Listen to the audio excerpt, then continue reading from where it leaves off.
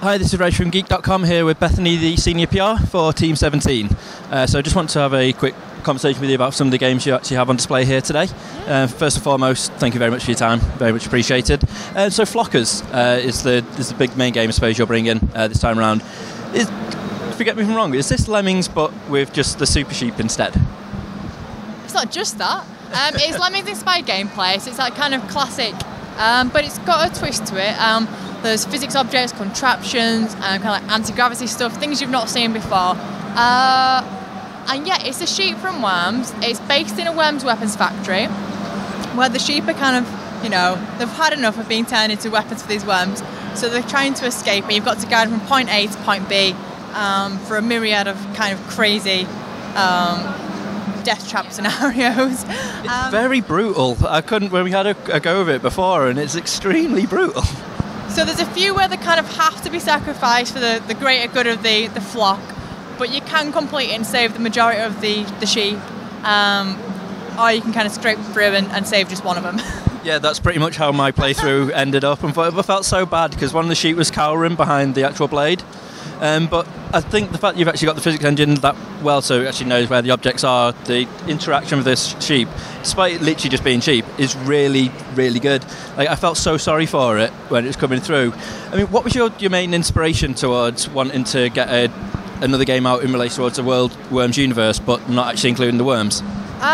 So we've been working on lots of different kind of concepts for a while to do another game that's different from Worms and everything.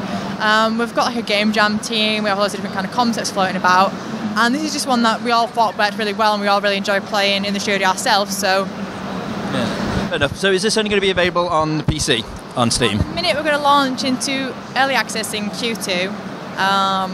Primarily because with it being a brand new IP, we really want to see how the community take to it and what kind of feedback they have for us, and what kind of suggestions, and see how it goes from there.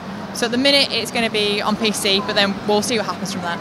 Great. Okay, brilliant, thanks very much. In relation to Worms Battlegrounds, can you just see what the difference is between Worms Battlegrounds and Worms Revolution that just came out recently? Cool. So Worms Battlegrounds is coming out on PS4 and Xbox One.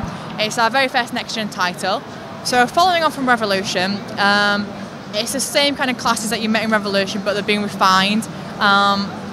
Anyone who's played Revolution will know that we had a voiceover by Matt Berry. Perfect. We seem to be working our way through all the members of the IT crowd, so we've got Catherine Parkinson doing the voice this time. Amazing. So she narrates our single-player story campaign. There's clans in there as well, so you can make your own clan, invite your friends and work together to take on the leaderboards, multiplayer clans. What you'd expect from Worms, there's local and online multiplayer for up to 4 players.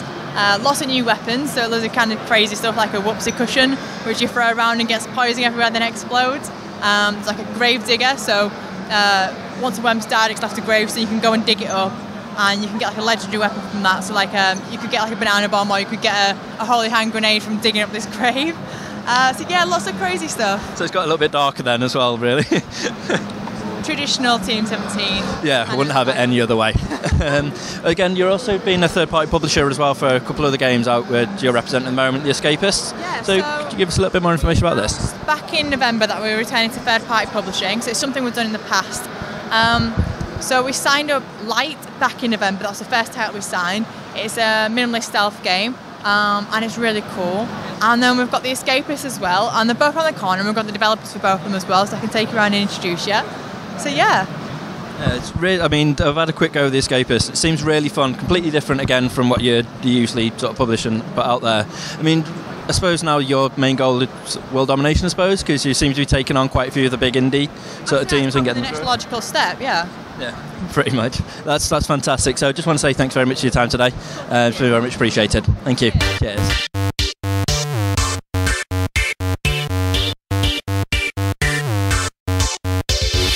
G.E.E.K G.E.E.K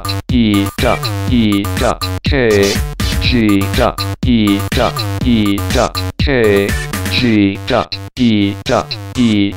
G.E.E.K